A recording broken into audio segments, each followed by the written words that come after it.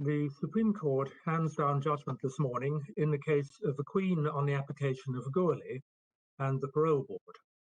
This is a brief explanation of the Court's decision.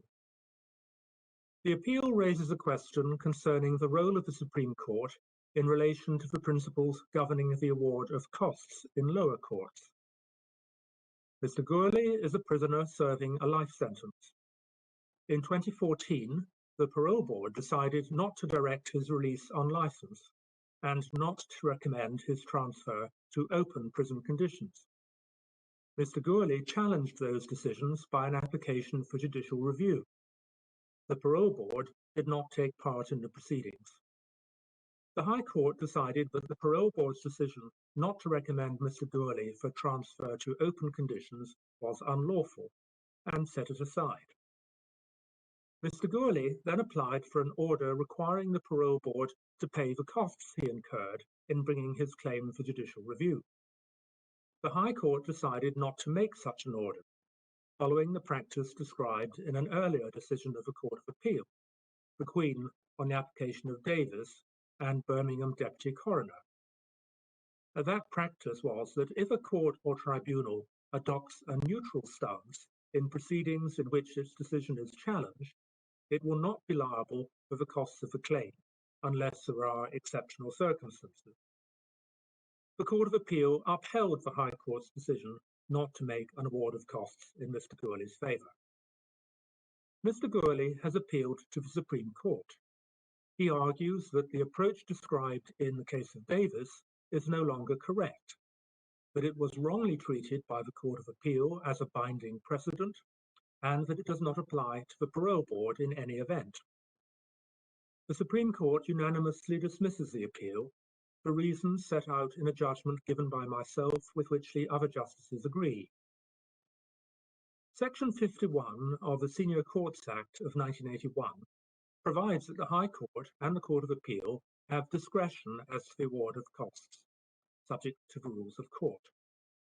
Those rules include a general rule that if the court decides to make an order about costs, the unsuccessful party will be ordered to pay the costs of a successful party. The rules of court do not, however, set out a comprehensive code. So appellate courts have to establish principles upon which the court's discretion as to the award of costs may be exercised within the framework of the Senior Courts Act and the rules of court. Responsibility for the development of those principles falls principally upon the Court of Appeal. Generally, such principles are matters of practice rather than matters of law. The Supreme Court will ordinarily be slow to intervene in matters of practice, including guidance given by the Court of Appeal as to the practice to be followed by lower courts in relation to the award of costs. This is because the Supreme Court is generally less well placed to assess what changes in practice can appropriately be made.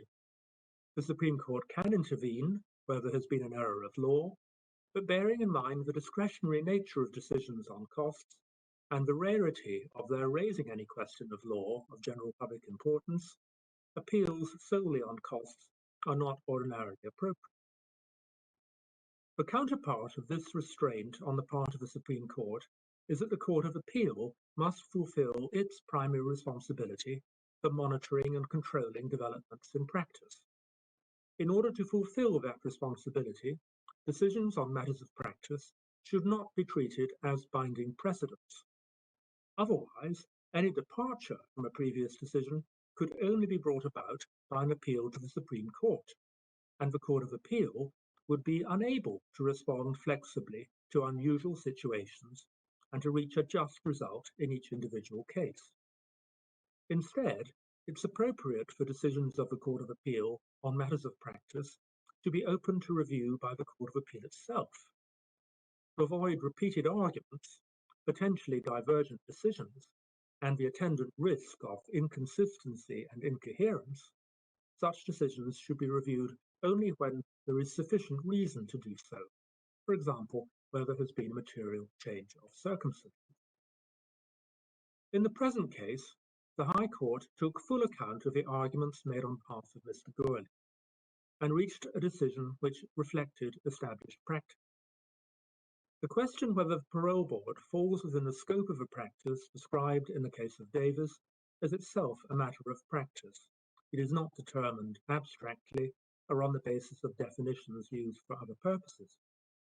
There is nothing in a judge's reasoning which was erroneous in law, or with which the Supreme Court would consider it appropriate to interfere as a matter of practice. The Court of Appeal also did not commit any error of law. Its approach was not inconsistent with the rules of court. The choice of a judicial or quasi-judicial body, such as the Parole Board, to take a neutral position in court proceedings accords with principles of judicial independence and impartiality, and cannot be what the framers of the rules of court had in mind when they referred to an unsuccessful party. The Court of Appeal also correctly recognized that the fact that a party is in receipt of legal aid, as Mr. Gourlay was, cannot affect the principles on which the discretion to award costs is normally exercised. It also did not incorrectly treat itself as bound as a matter of precedent to follow the decision in the case of Davis. The Court of Appeal could have proceeded on the basis that there was no good reason to review its recent decision on this issue. Nonetheless, the court considered Mr. Gourlay's submissions in full and gave detailed reasons for rejecting them. Insofar as the decision whether to award costs against the Parole Board turns on matters of practice, it would not be appropriate for the Supreme Court to impose on the Court of Appeal its own assessment of the merits of the party's argument. Mr. Gourlay's appeal must therefore be dismissed.